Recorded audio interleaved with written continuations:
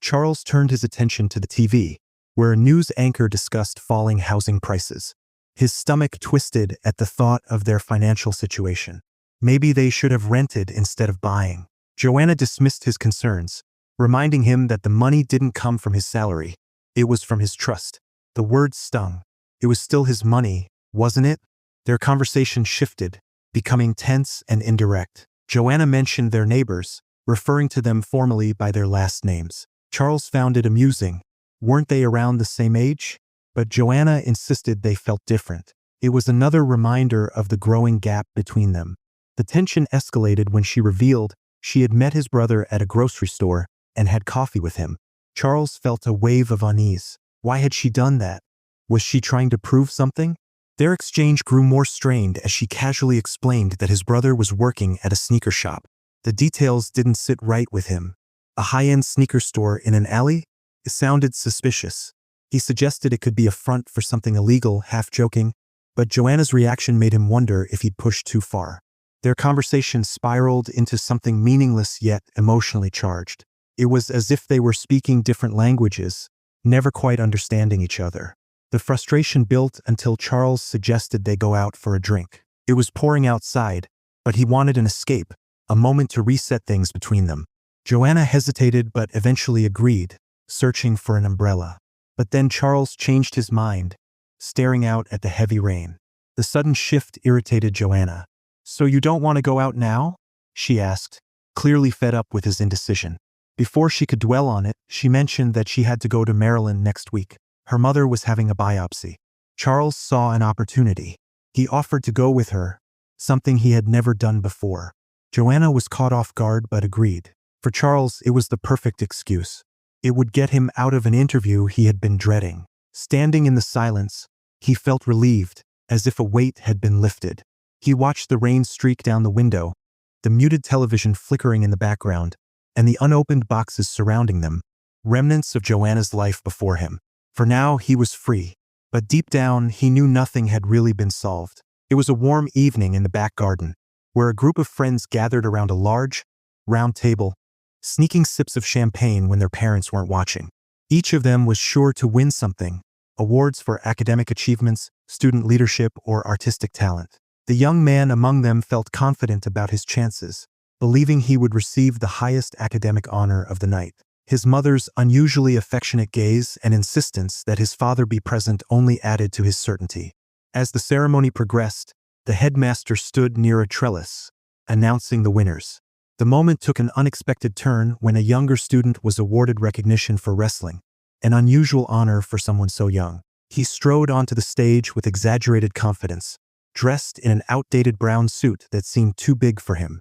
Instead of a formal handshake, he gave the headmaster a high five, earning laughter from the audience, including the young man's father, who had quietly arrived. This unexpected moment unsettled the young man, making him suddenly aware of his father's presence and filling him with unease. One by one, the academic awards were presented. As the final and most prestigious award was about to be announced, tension grew. His heart pounded as he waited to hear his name. But instead, a different name was called, that of a young woman in a wheelchair, someone he had often seen working hard in their shared classes. She was a dedicated student, balancing her studies with her role as a coxswain on the rowing team. Though she had been accepted into top universities, she chose to stay close to her family. The young man had already begun to stand before realizing his mistake. His friend pulled him back down, but disappointment settled in his chest. His mother looked just as surprised, likely assuming he would win. His father, however, barely reacted, clapping half-heartedly. From the back of the garden, someone shouted in approval. He was certain it was the younger student from earlier. As the event ended and guests began to leave, the younger student approached their table, his posture confident yet unreadable. A brief exchange passed between him and one of the young man's friends, but his attention soon fixed on another person at the table, his gaze challenging and unwavering. This silent confrontation caused discomfort, leading one of the friends to leave the gathering abruptly. The young man, sensing tension, called after them, but they only responded with a forced smile. In an attempt to break the awkwardness, others at the table congratulated the younger student on his award. He seemed indifferent, staring at the plaque in his hands as if it meant nothing. The young man knew what he must be thinking, that their father had shown up just in time to witness his loss. His father had already disappeared from sight, leaving behind only the weight of his presence. The younger student's expression shifted unexpectedly, not to smugness, but to something else entirely. Pity. That was unbearable. The young man could handle arrogance, even scorn, but not pity. Anger boiled within him, and without thinking, he followed his rival into the house. Inside, near the washing machine, the air felt heavy, charged with unspoken emotions. The young man demanded an apology, but the younger student only looked at him with exhaustion, as if he had long stopped expecting anything different. That infuriated the young man even more. Before he knew it, his emotions spilled out in a heated tirade, words filled with resentment, bitterness, and unfiltered rage. He accused the younger student of not appreciating what he had, of acting entitled, of being undeserving. His voice rose as he hurled painful words, the final insult almost slipping from his lips before he caught himself. But it was too late, the damage was done. A gasp from behind made him realize they were no longer alone. A familiar scent, a signature cough. His father had heard everything. The younger student's face remained unreadable, but when his gaze flickered past the young man, something shifted. A blur of motion followed, and suddenly, the young man was on the ground, gasping for breath. The confrontation was quickly silenced. Their father intervened, separating them before anything escalated further. The house buzzed with tension, his father shouting, the younger student snapping back, his mother rushing inside, demanding to know what had happened. Amidst the chaos, the young woman who had left earlier offered to take him away for a while. Driving away, she remained quiet, gripping the steering wheel tightly. Eventually, she broke the silence, her voice barely above a whisper. She thought it best if they spent some time apart. The words cut deep, but he didn't argue. He didn't ask for an explanation. He already knew why.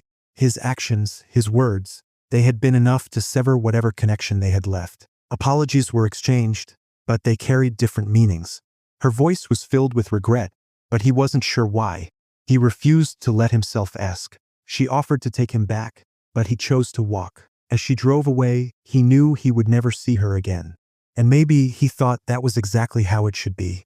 It was a cold, rainy night when he stood on the porch, his body shivering, water dripping from his hair and nose. He had been knocking for a long time, his voice raised over the sound of the storm. She hurried to open the door, feeling slightly self-conscious in her robe and slippers.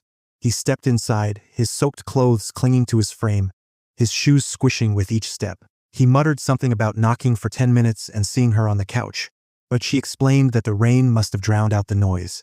He grabbed a towel and rubbed his wet hair while she suggested he change into dry clothes.